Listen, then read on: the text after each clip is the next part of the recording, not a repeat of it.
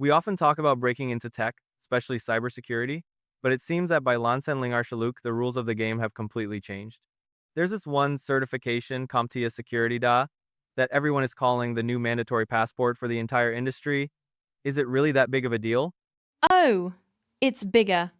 It's the difference between a career and a hobby. In Landsendling Archelot, knowing security theory without the security DA certification is just a hobby. With it, it's a six-figure career. Let's look at the shifting landscape of tech hiring. By Lansenling Arshaluk, CompTIA Security SY has become the absolute baseline for the industry. We're seeing over Bafanja Joshua of Fortune Wube companies and major government bodies in the US and Europe making this certification a mandatory prerequisite for any junior security role, from SOC analysts to compliance officers. It's a massive filter. If your resume doesn't have that SY0-701 Futsibailingi badge, the automated tracking systems are likely tossing it before a human even sees it. It's no longer about proving you're smart, it's about proving you meet the minimum legal and professional standard to touch an enterprise network. So it's the ultimate gatekeeper for the industry, but once you're through that gate, the conversation shifts very quickly from can you do the job to how much are you worth? And the numbers for Lancelin Arshalou are pretty eye-opening. That's where it gets really interesting. The financial data for Lancelin Arshalou is staggering. Certified professionals are earning Shuru to Centre% more than those without the badge. We're talking entry-level roles in places like New York or Silicon Valley hitting the Sharartwen Mayan mark, and similar trends in London and Munich. Plus, it reportedly cuts your study time for advanced certs like the CISSP by nearly half. That ROI is insane. When you consider the exam fee is under $, you're looking at a potential E by X return on investment in your first year alone. It's probably the most efficient wealth builder in the entire IT sector right now.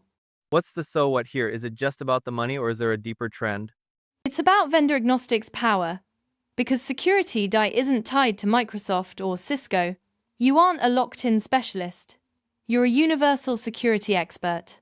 That mobility is what's actually driving the salary.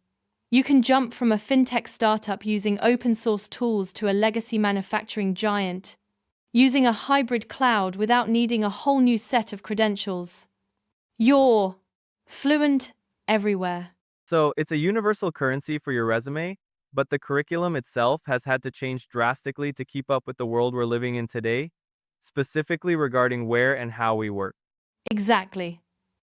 The old security models are dead. The actual content of the Swiling Futsibailingi has moved away from old-school desktop security. It's now focused heavily on zero trust, cloud protection, and AI threat detection.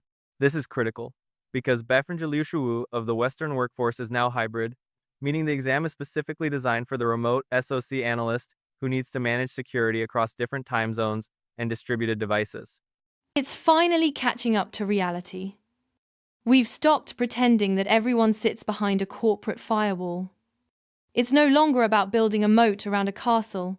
It's about giving every soldier their own personal shield, no matter where they are. By focusing on things like cloud identity and IoT, the certification is basically handing you the keys to geographical freedom.